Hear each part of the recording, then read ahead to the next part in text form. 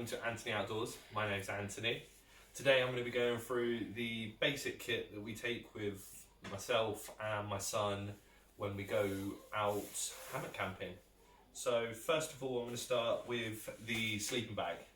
This one is a downfield sleeping bag from Oex. It's rated to about -3, and to be honest, I think it's perfect for what we need. We don't really get down to too cold of temperatures. I am quite a warm sleeper myself, so I find in the summer I pretty much don't use this. I just have it literally over the top of me, down to my waist, as like a quilt. Perfect, downfield, really small, compact, really small as well, so really good. We also have with us today my range of pots. So this one I tend to take if I want to make like a stew, a soup, or anything really that's going to need that kind of a pot with me. If not, if I'm doing like a steak, burgers, stir fries, that kind of thing, take this trusty little frying pan that I've had for a while now. Brilliant little thing, can use it on open fires, your gas stove, anything like that, to be honest with you. Got this nice little one here as well. Well, I say little, it's quite heavy. Cast iron frying pan, got this one for Christmas off my lovely partner. Not tried it unfortunately due to lockdown coming in at the minute, but as soon as we are able to get out, I would like to be able to get out and try this. Not going to be taking this on any hikes or anything else like that, because obviously being cast iron, it is substantially heavy. So it's another little one. Here as well, we got our little knife, fork and spoon set with a can opener as well, just in case you need anything to open. Brilliant little thing. Stainless steel, works perfectly.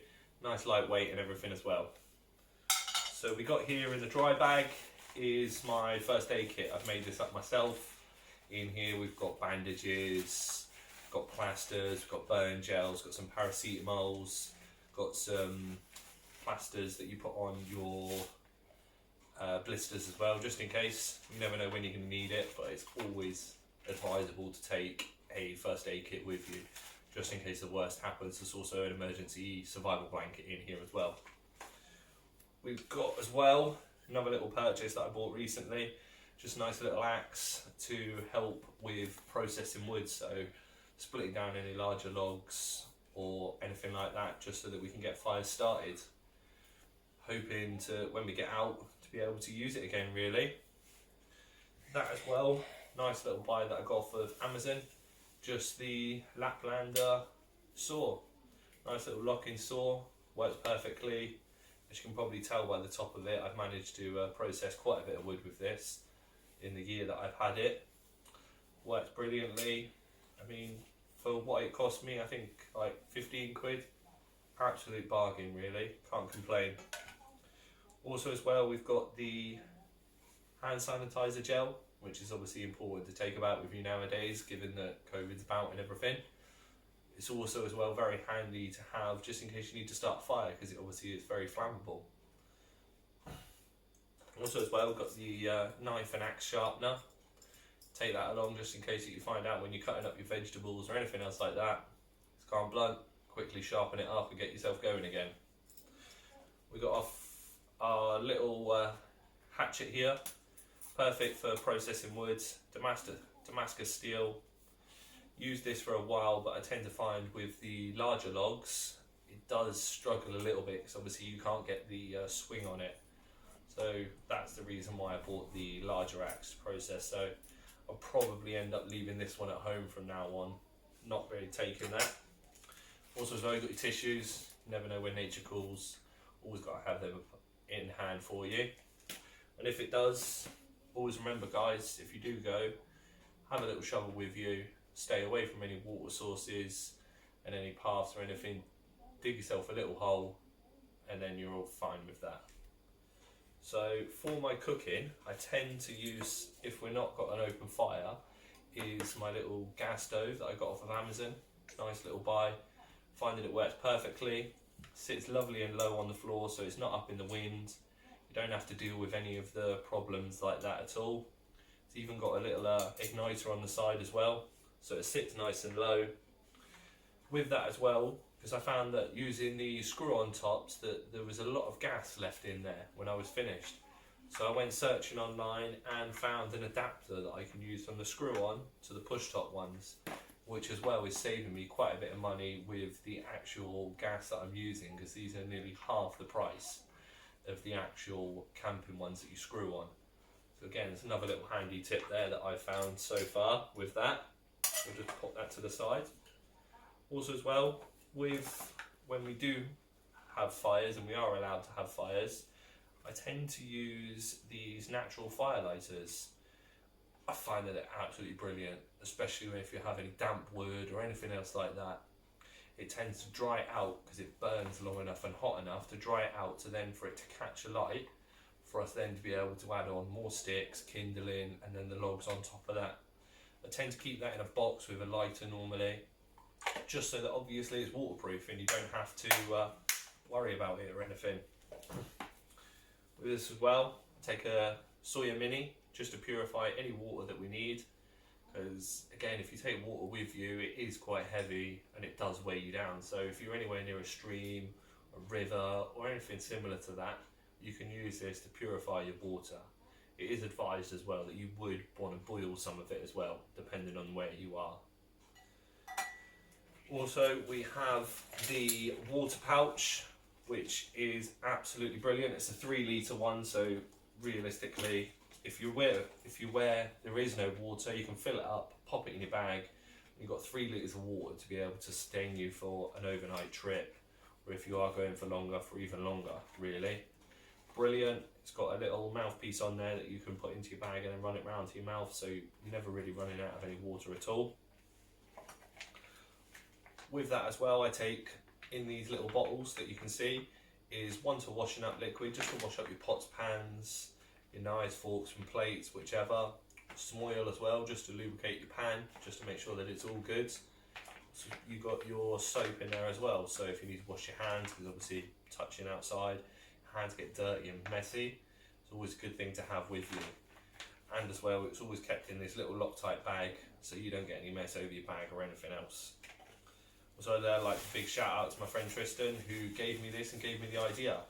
It's just a piece of cut up tarpaulin that you can put on your floor underneath your hammock, so you can put your bag on there. You can also put any of your other bits and pieces. Stops it all getting muddy and wet off of the floor. Perfect little thing. Highly recommend that. Got some nice leather gloves. Unfortunately, again, I got these just before lockdown, not been able to use them yet. Really, they're for when we go wild camping, need to handle anything or any hot pans or anything. I can lift that out of the fire without worrying about burning my hands. Recommending again just having a set of gloves with you. You never know when they can come in handy at all. So with that as well, we've got a load of pegs. Again, another little buy off of the internet. Some nice aluminium stakes with a nice little indent on the top with some rope. Perfect for putting out your guidelines or pegging anything else out that you need. Keep that nice and secure in your bag and out of the way. So coming on to this little dry bag. In here I tend to just keep all my little bits and pieces, like some spare straps. What have we got here? Some spare straps, some cordage, some spare guidelines, just in case. You never know when you're going to need any cordage. Also got some spare carabiners. You never know. Very unlikely they're going to break, but it's always handy to have some spares with you. Got as well some extender straps, some tree huggers. So that's basically what I keep in this little dry bag. Just some spare bits of cordage, some spare rope and carabiners, to be fair with you. It's always handy to have them with you. You never know when you're going to need it or when things might go wrong or anything breaks, and then you've got it there to be able to use it. So moving on, I have the most important of all, because obviously when you're out wild camping, the last thing you want to do is leave any rubbish or anything else lying around. The piece is, you always want to make sure that you leave no trace that you've actually been there. So any bag or any rubbish, cans, bottles or anything else like that, pop it in your bag. You can clip it onto your big bag or your rucksack at the end. Stays on the outside, and that means that you don't actually have to get anything dirty or inside. Brilliant little beat there. So for our hammock underquilt, what I use is a One Tigress. Again, another little cheap buy off of Amazon. I find that it works perfectly. As I said before, I've had this down to a -2 degrees and I've been lovely and warm with my base layer on in my sleeping bag. Found that it works perfectly. And also as well it does, again, it packs down nice and neat and small, which is brilliant for that. What else have we got? We've got my head torch. This was just another buy that I found out whilst I was in there. There's 3 different settings on there. You've got your bright, your dim and your flashing. And perfectly, put it on your head, rechargeable. Brilliant little tool really. We've got a hanging light. This also as well doubles as a battery charger. Charge it up in one side here, then you can use the output on the other side just to charge up any phones or any electrical equipment that you might have with you. Don't get me wrong, it's not a power bank, so it will give you a bit of charge, but it's just in case of an emergency, to be honest with you. Here we have the poles that I carry for my DD XL frontline hammock. This I find is absolutely amazing. Loads of room, got pockets in either ends. It has a guideline in the centre that has a pocket in there. You can keep your phone, you can keep any other bits and pieces that you need with you. So I mean, that is highly recommended. It's also got a double layered bottom, so you can slide in a ground sheet or a mat just to be able to help you the warmth as well if you don't actually have an underquilt. With that, I use the DD 3.5 metre by 3.5 metre tarp. Again, a lovely little buy. I managed to get this off my brother. He upgraded to a chameleon hammock, Dutch wear. So he offered this for me for a price that I really just couldn't refuse. So I went and got them off of him. So that was really how it started. Also, with that as well, I managed to find a lovely little camp table. Sits nice and low, folds up nice and easily. With that, I just use it for chopping up any of the bits and pieces or whichever. So I'm just about to show you. Folds up nice and neatly and small, which is perfect really to be able to slide into the back part of your bag. So it just folds up like this, goes inside its own little bag. As I said, it just slides in nicely and away in your bag. So it's perfect, really. With that as well, we have the Oex Ultralight Stall. Again, another little buy that I thought, instead of sitting on the floor with your bit of tarpaulin or mat, whichever you use, it's a nice little light stool that you can just clip onto the outside of your bag. And I find that it works perfectly. You pop it out, sit on it, not a problem in the world. Okay, just finding out these little bits and pieces over the time that when I've been out wild camping now for the last year, I've been able to find out little tricks and little bits and pieces that I feel that would come in useful for myself when I go out wild camping. In this little bag at the front here, I keep my very long and secure tree hugging straps. So with these, again, another little buy that I found on the net. They just tend to go out, hug around the tree, and because it is a large and wide band, it doesn't actually damage the tree. And because I've got such a length on there, I can actually go from quite a big distance from tree to tree, which gives me more versatility on where I'm able to hang my hammock.